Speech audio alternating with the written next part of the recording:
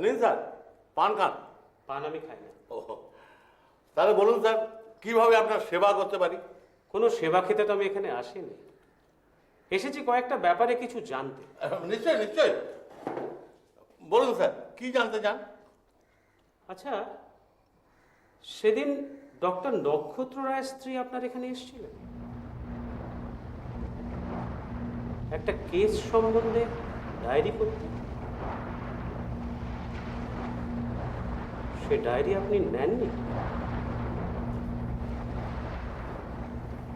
না, নেইনি। কেন নেননি সেটা জানতে পারি? কারণ কোনো বেআইনি কাজ আমি করি না বলে। বেআইনি?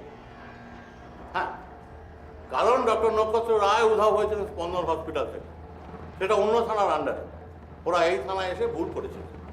গণেশ মান্নার কেসটার ডায়েরি তো এই থানায় ফাইল করা হয়েছিল,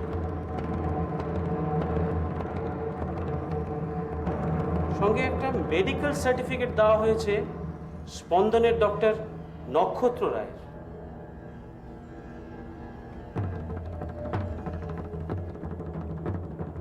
হ্যাঁ, শুনেছি। শুনেছি, নিজে দেখেননি? না স্যার, কারণ এরকম সার্টিফিকেট তো 5 টাকা খসালে যে কোনো ডাক্তারই দিয়ে দেয়। সেই কারণেই আপনি দেখেননি। বেশ, আচ্ছা, এই কেসটার ইনভেস্টিগেশনটা কত দূরে গেল?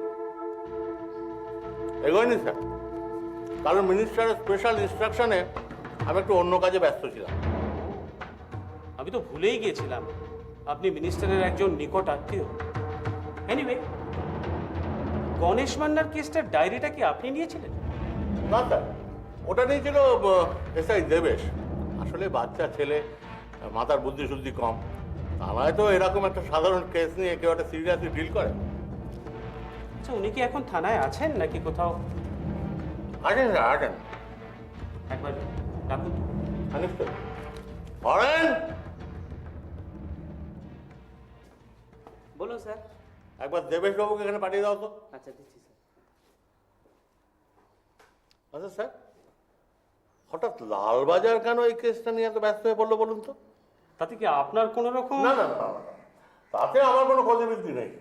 আসলে স্যার, লালবাজার থেকে আপনাদের মতন বিগ বসেরা এত ছোটাছুটি করছেন, সময় নষ্ট করছেন। সবই তো বোঝেন, আমাদেরও তো ওই কর্তার ইচ্ছায় কর্ম করতে হয়।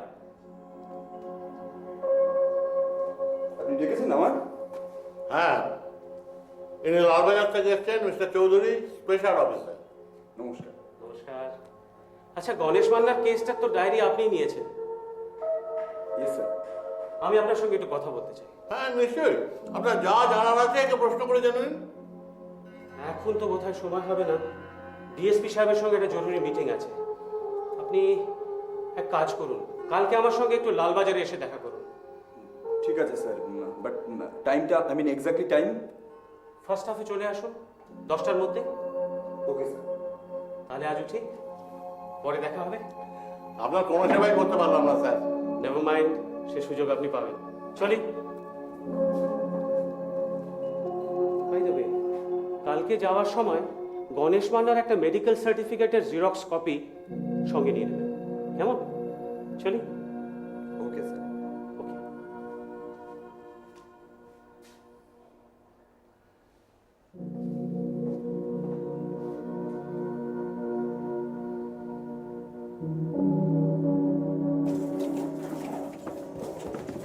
আরে দেখে চলো, ধাক্কা লাগতো তো একটু হলে। Oh sorry.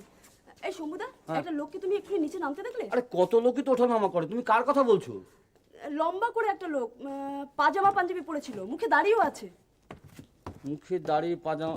না গো, আমি ঠিক লক্ষ্য করিনি। কিন্তু কেন, কি হয়েছে কি? আরে দেখো না, লোকটাকে কতবার বললাম যে যাবার আগে প্রেসক্রিপশনটা মনে করে নিয়ে যাবে। হ্যাঁ। এই ওষুধগুলো আমার এক্ষুনি দরকার, আমাদের স্টকে নেই। সব শুনলো, হ্যাঁ হ্যাঁ করলো, যাবার আগে এটা নিতে ভুলে গেল। দেখো, কিন্তু আমার মনে হচ্ছে তুমি এখন আর পাবে না, কারণ ও হয়তো এতক্ষণে হসপিটাল ছেড়ে না রাস্তা বেরিয়ে গেছে। ধ্যাৎ, কি যে করি। আসলে এই ওষুধগুলো না আজ রাত থেকেই চালু করতে হবে। আচ্ছা আচ্ছা, তা আমার কি মনে হয় জানো, তুমি একটু অপেক্ষা করো, ও নিশ্চয়ই ওনার মনে পড়বে, ও ঠিক ফিরে আসবে। তুমি কোনো টেনশন করো না, উপরে গিয়ে অপেক্ষা করো, হ্যাঁ, নিশ্চয়ই ফিরে আমি আসবে। বরং তাই করি। আর শোনো না, শোনো না, ডক্টর রয় কি এসেছেন? না, আমি তো দেখিনি। আমি চলি। আর শোনো না, অত ব্যস্ততার কি আছে? উনি তো কালকেও আসেননি, তাই না? না,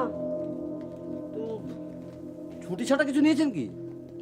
আমি বললাম তো আমি এসব ব্যাপারে কিছু জানি না। আরে এত লুকাবার কি আছে? লুকানোর কিচ্ছু হয়নি। আরে উনি 3-4 দিন ধরে আসছেন না, তো আমরা সবাই জানি।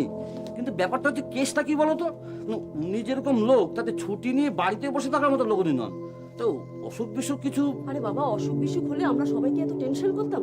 আসলে সমুদা ব্যাপারটা কি হচ্ছে না, আমি এসব ব্যাপারে কিছু জানি না। এই তো তুমি আমার পাল্টে খেয়ে গেলে তো। সমুদা, তুমি বিশ্বাস করো, আমি সত্যি বলছি কিছু জানি না। এটা কখনো হতে পারে? তুমি ওই ওয়ার্ডের সিস্টার আর তুমি কিছু জানো না? আরে বলো না, কোনো ভয় নেই, বলো না তুমি। আসলে সমুদা, সবাই বলা বলি করছিল কারা যেন ওনাকে কিডন্যাপ করেছে। হ্যাঁ, তাই তো শুনছি। ওই যে আমাদের মেল ওয়ার্ডে একটা বাচ্চা ভর্তি হয়েছে না, ওই যে গো, কারা যেন একটা কিডনি কেটে নিয়েছে। ওই ছেলেটাকে নিয়ে না। এ সমুদা, আমি এখন যাই, ভিজিটিং আওয়ার শেষ হয়ে এলো। ডাক্তারবাবু এক্ষুনি রাউন্ডে আসবেন, আমি পরে তোমাকে সব বলবো। আর শোনো সমুদা, প্লিজ কথাগুলো কাউকে বলো না, আমি চলি।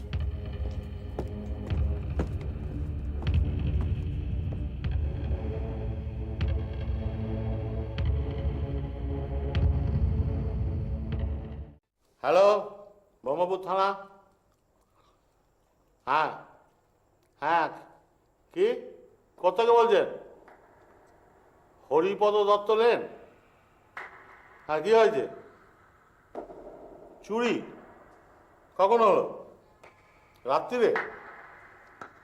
আপনারা কেউ বাড়িতে ছিলেন না? কি ঘুমাচ্ছিলেন? এমন ঘুমাচ্ছিলেন যে দরজা ভেঙে চোরে সব কিছু চুরি করে নিয়ে গেল, আপনারা জানতেও পারলেন না? ঘুমের আগে আপিন টাপিন খেয়েছিলেন নাকি? যত সব। হ্যাঁ হ্যাঁ হ্যাঁ, বলুন বলুন, আপনার ঠিকানাটা বলুন। আরে হ্যাঁ, মনে হয় আপনার ঠিকানা। আর চুরি হয়েছে আপনার বাড়িতে, আমি কি পাশের বাড়ির ওই নেদো মল্লিকের ঠিকানা জানতে চাইবো নাকি? বলুন, এটা কত? হ্যাঁ বলুন, হ্যাঁ আস্তে আস্তে বলুন। হ্যাঁ, 42/10 হরিপদ দত্ত লেন। হ্যাঁ ঠিক আছে, 42/10 হরিপদ দত্ত লেন। এটা কোথায় বলুন তো? হ্যাঁ হ্যাঁ, মদের দোকান চিনি চিনি চিনি, মদের দোকান আমি চিনি। হ্যাঁ ও, তার পাশের গলি। হ্যাঁ ঠিক আছে ঠিক আছে, বুঝতে পেরেছি। হ্যাঁ যাবে যাবে, নিশ্চয়ই যাবে। কে কখন যাবে তা এখন আমি কি করে বলবো? আমাদের তো আরও কাজকর্ম আছে মশাই, নাকি? হ্যাঁ বলছি তো যাবে। হ্যাঁ ঠিক আছে।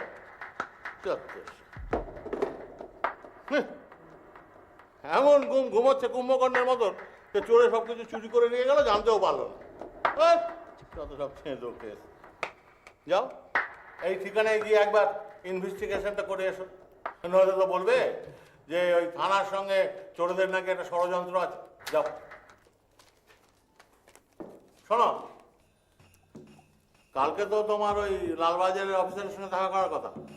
হ্যাঁ, যাও, দেখা করে এসো। তবে উল্টো পাল্টা কথা একদম বলবে না। আর গণেশ মান্নার ব্যাপারটা তো একদম মুখ খুলবে না। এমনিতে সার্টিফিকেটটা জমা নিয়ে তো যা ঝামেলা করার তা করে ফেলেছে। আপনার কথা আমি মানতে পারলাম না। আমি যা করার আইন অনুযায়ী করেছি। দেখো তো তোমার আইন, এরকম ধর্মবর্তুর হলে কিন্তু পুলিশে চাকরি করা যায় না।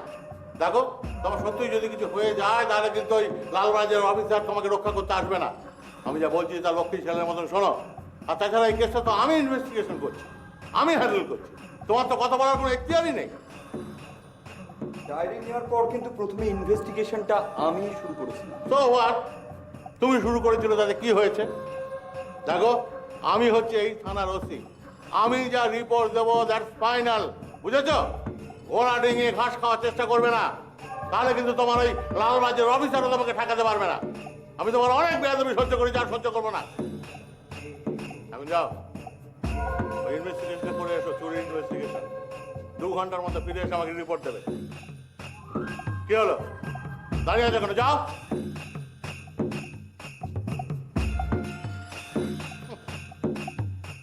তোমার মতো অনেক টেটিয়া মালকে সালামে সিধে করে দিয়েছে।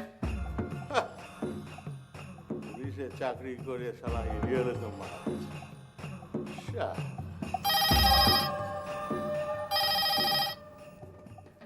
কে কে কে?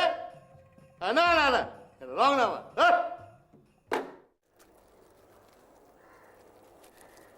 না গো ব্রজদা,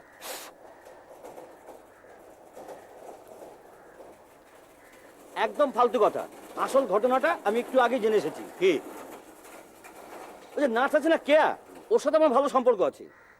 ভাগ্যিস বললি শম্ভু, না গো ব্রজদা, মানে এমনি কথাটা বলি আর কি। এটা নতুন কথা কি শম্ভু? তোর সাথে তো সিস্টারদের এদিকে তাকা, কোনো আড়ি তো নেই। তোকে দেখলেই তো সিস্টাররা চুপ কর, ফালতু কথা বলি আর চুপ কথা। না মানে শম্ভু তুই বলতো, মানে নাচটা তোকে কি বললো? প্রথমে তো কিছু বলতেই চাইছিল না, হ্যাঁ। তারপরে কি বললো জানো? কি? ডক্টর রয়কে নাকি কে বা কারা কিডন্যাপ করে নিয়ে গেছে। কিডন্যাপ করেছে? হুম। কারা? এটা কি জিজ্ঞেস করে জানতে হবে গুরু? হ্যাঁ সত্যি মায়েরি, আমার যতদূর মনে হচ্ছে জানো গুরু, এটা হচ্ছে সালা ওই হাত কাটা মসজিদ, না হলে বেটে পল্টনদের কাজ।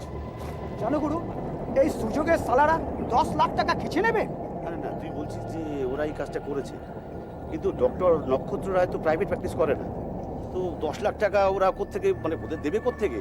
ওরা ওকে কিডন্যাপ করে কি করবে কি? তাছে বরঞ্চ তো ডক্টর লাহিড়ী কিংবা ডক্টর বর্ধনকে আরে না না ব্রজদা, এটা সেই কেসই নয়, এটা অন্য কেস। অন্য কেস মানে? গুরু সত্যি মানে মায়ের মধ্যে তোমার ভাইয়াটা কিরম হয়ে যায়, সত্যি বলছি। হ্যাঁ আচ্ছা, ডক্টরকে যে তুলে নিয়ে গেছে, ওকে কি ঘর জামাই করার জন্য? তুই চুপ করতো, চুপ করবো? প্রত্যেকটা কথা এত ফুট কাটবে। বল, তুই বলতো মানে কেসটা ঠিক কি? আরে কেয়া বললো যে ওদের নেফ্রোলজি ওয়ার্ডে একটা বাচ্চা ছেলে ভর্তি হয়েছে, যার কিডনি কে বা কারা কেটে নিয়ে গেছে। হ্যাঁ তো তো সেই ব্যাপারেই নাকি আর কি। আরে তোর এ তো পরিষ্কার করে বলবে না। আরে বাবা, পুরোটা তো শুনতে পারলাম না, ও তো ডক্টর নন্দীকে দেখে হুট করে চলে গেল। আজ যদি দেখলাম না একটা কাজ তুই পুরো করে এসছিস, এটা খবর হয়ে যাইস তাও অর্ধেক। শম্ভু, তোকে আমি আজ চলাই শম্ভু বলে ডাকবো না রে। কেন বলতো? তুই তো পুরো কথা বলতে না। পারিস না, তাই তোকে আমি আধা শম্ভু বলে ডাকবো মাইরি। আধা শম্ভু আমার। ছাড় না, দেখ। চুপ করে থাক।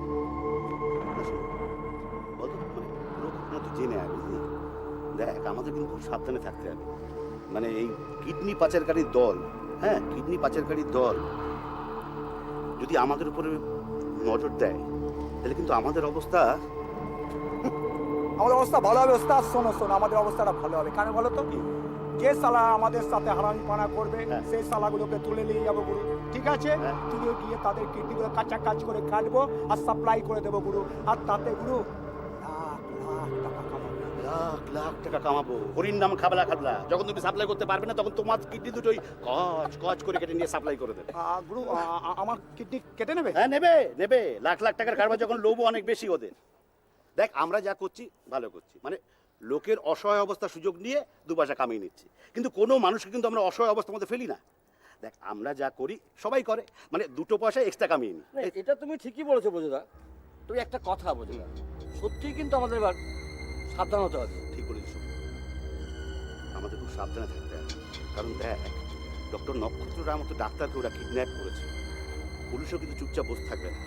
আর সমস্ত দোষটা যদি আমাদের ঘাড়ের উপর পড়ে, তাহলে কিন্তু আমাদের পেছনে হুড়কো যাবে। গুরু, তুই যদি আমাদের জিজ্ঞেস করে জানতে চাস, একদম চুপ করে থাকবি, কোনো কথা বলবি না, একদম বোবা কালা সেজে থাকবি, ব্যাস। আমরা কিছু জানি না, ঠিক আছে? আর শোন, এই ব্যাপার নিয়ে একদম গুলতানি বন্ধ। যাও এখন নিজেদের ডিউটিতে যাও, যাও যাও যাও যাও। শম্ভু, চলো। যা, হ্যাঁ, যা যা যা যা, যাই যা, গুরু। হ্যাঁ, যা যা যা।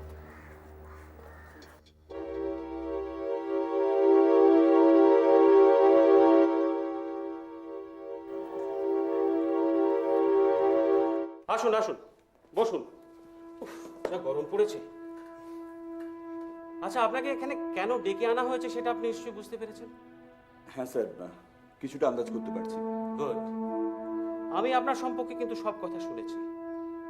গণেশ মান্নার কেসটা নিয়ে আপনি সিরিয়াসলি মুভ করার চেষ্টা করেছিলেন, কিন্তু আপনাকে ও কেস থেকে সরিয়ে দেওয়া হয়েছে। ডক্টর রায়কেও আপনি জানাবার চেষ্টা করেছেন যে এই কেসটা ধামাচাপা দেওয়ার জন্য নানান জায়গা থেকে প্রেশার আসছে, ডক্টর রায় খুব এক্সপেক্ট করেছিলেন যে পুলিশ কিছু করবে, বাট বাট চুপ করে গেলেন কেন? আমাকে এই কেস থেকে সরিয়ে দেওয়া হলো। এমন সব উল্টোপাল্টা কাজে আমাকে এনগেজ করে দেওয়া হলো যে আমি যাতে এই কেসের কোনো খবর না পাই, কিছু করতে না পারি। আই নো আপনার পক্ষে কিছু করা সম্ভব নয়। জলে বাস করে তো আর কুমিরের সঙ্গে বিবাদ করলে চলে না। আফটার অল জগদীশবাবু আপনার থানার ওসি। কিন্তু আপনার দুটো কাজের আমি প্রশংসা না করে পারছি না। ফার্স্টলি, ডায়েরিটা নেওয়ার সময় আপনি তাতে মেডিকেল সার্টিফিকেট উল্লেখ করেছেন, যার ফলে জগদীশবাবুর ইচ্ছে থাকলেও উনি সেটাকে লোপাট করতে পারেন। অ্যান্ড সেকেন্ডলি, প্রেরণা আশ্রম থেকে অনাথ শিশুদের নিয়ে যাওয়ার সময় অভিজিৎ বাবুর নির্দেশ সত্ত্বেও আপনি রঞ্জন ঘোষ আর মন্দিরা দেবীকে তাদের নিজেদের দিয়েছেন। ইনফ্যাক্ট ইনডাইরেক্টলি ওদেরকে হেল্প করেছেন। You have encourage them. হ্যাঁ স্যার, শুধু এটুকুই আমি করতে পেরেছি, এর থেকে বেশি কিছু পারিনি। তবে এই কারণেই আমার বস আমার উপর খুশি নন, আমাকে হুমকি দিয়ে রেখেছেন সুন্দরবন বা অন্য কোনো রিমোট অঞ্চলে আমাকে ট্রান্সফার করা হতে পারে। সেই হুমকি যে আপনাকে দমাতে পারেনি তার প্রমাণ তো আপনি রেখেছেন।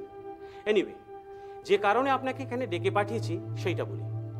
আমি ঠিক করেছি এই কেসটা আমি আমার স্পেশাল টাস্ক ফোর্স দিয়ে তদন্ত করব, এবং সেই ব্যাপারে আপনার এলাকার দাগি ক্রিমিনাল যারা এই কেসটার সঙ্গে জড়িত থাকতে পারে, দোজ হুম ইউ সাসপেক্ট, তাদের একটা লিস্ট আপনি কিন্তু করে দিয়ে যাবেন।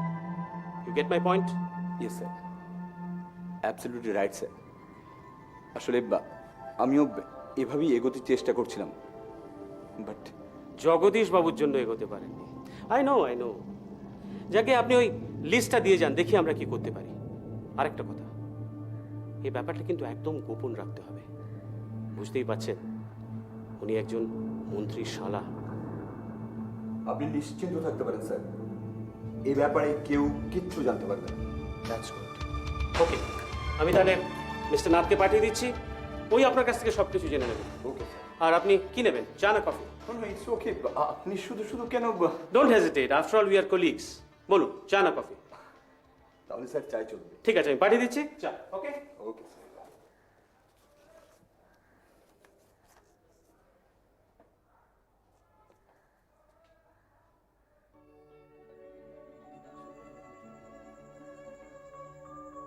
তিতির,